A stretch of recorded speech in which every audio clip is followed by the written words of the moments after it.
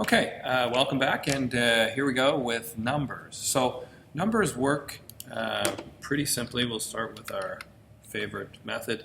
Just do print a number. Mr. Lagarde's number 23. Here we go. And then hit run, and surprisingly enough, it will return the number. Now inside of that, we can also, we can put in decimals. And we run that, and surprisingly enough, it still works. And we can also do, basic math kind of things. So plus,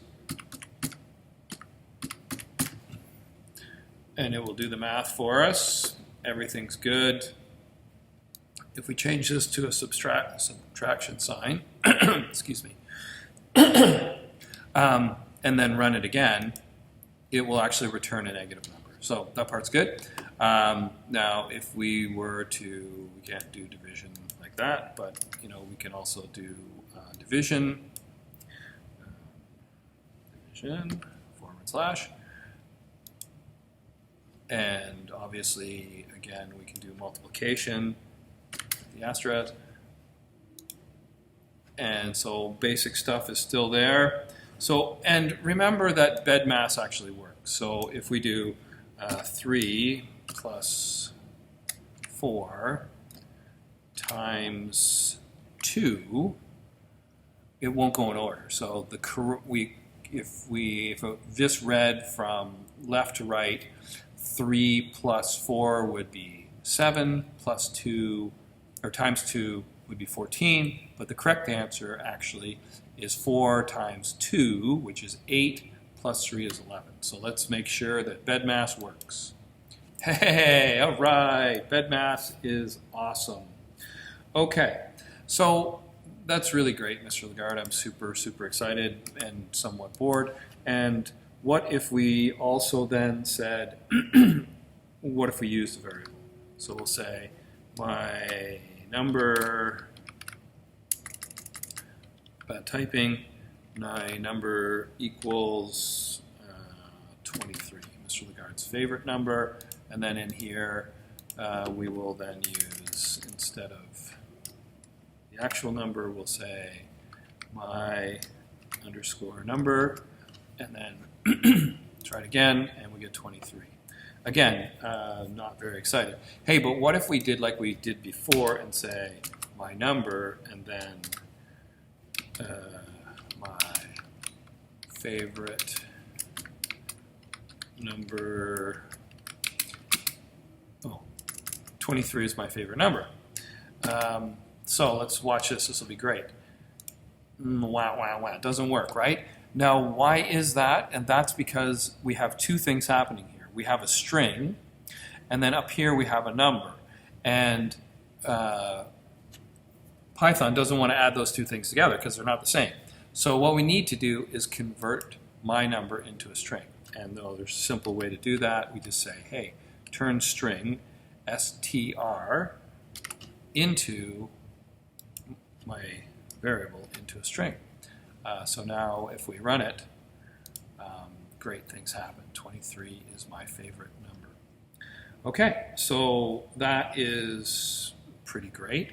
And there is some other functions that we can use. These are called functions, again, surprisingly enough.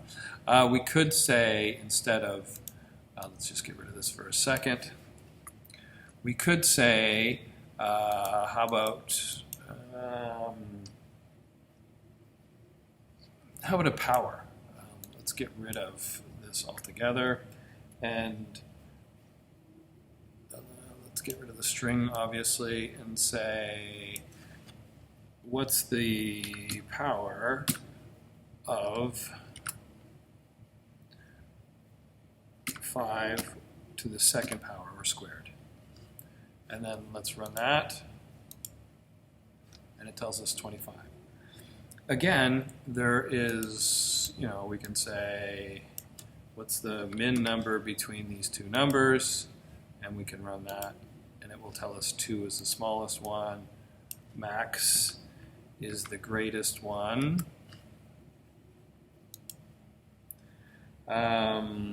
If we wanted to have a decimal, round, we could say 5.2 instead of 5,2. We could run that one next, and it would round it off to 5, 7 point, and then round it to 7. Make sure it works. We'll put in 8. So cool stuff, right? So your job number one, like the string, is to come up with a bunch of different ways that I can use 10 different number functions to, round, max, min. I use those. You can't use those. You got to come up with your own. Okay. So what if we wanted to do some user input? So like last time, we'll say my number equals input, and then please enter your favorite number. And then down here, we could then say print, and we'd have to say string my number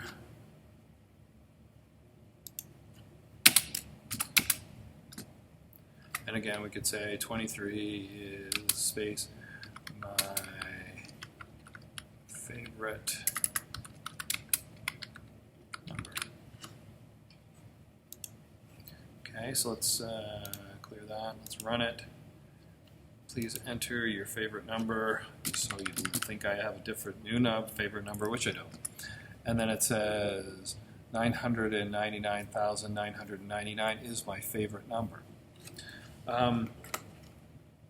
So great stuff.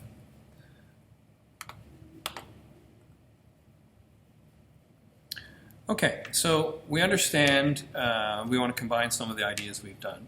So we understand how to get input. So, let's go back to our example of little triangle at the beginning, and, we're teachers, we got to do Pythagorean theorem. So cool. Little story here before we go, just a quick one, like a tiny quick story. Egyptians didn't know about Pythagorean theorem, right? So how did they make all of their corners super square?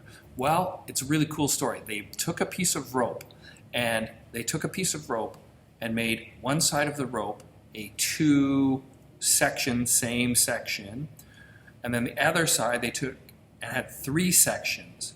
And then on the third side, so 2 squared is 4, plus 3 squared is 9. So the other side had to be 4, and by having a loop that had a 3-section, a 2-section, and a 4-section, if they put that on something, they could always tell if it was squared. Okay, sorry, I digress. Got nerdy for a second. Okay, so here's your job. I want you to take the Pythagorean theorem. So what is the length of side A? What is the length of side B?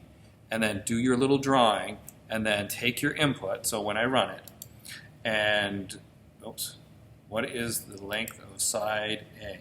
2. What is the length of side 3? And then it will say the length of the side C is, in this case, 4. So you need to now use your math functions to figure out how to write this as a code.